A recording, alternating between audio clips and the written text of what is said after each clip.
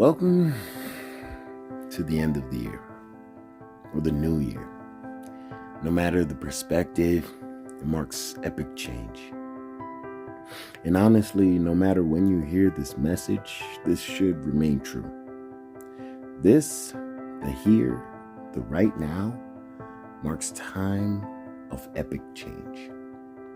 New Year resolutions and promises will be made to loved ones. Resolutions and promises will be made to loved ones and even to self.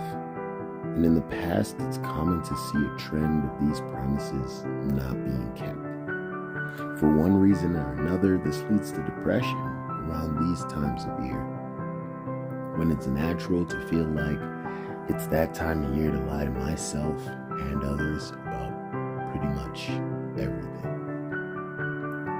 Like all plans, though, they are subject to nature taking its course.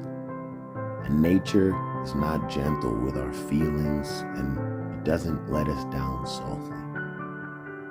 So starting now, I'm choosing to make more choices in my life. I will choose to wake up or sleep in. I believe the plans are for the universe. The plans are for God.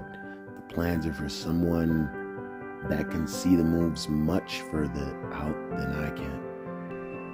And until I have forged myself to be that person, until I can see and think before I speak, and look before I act, will not plan.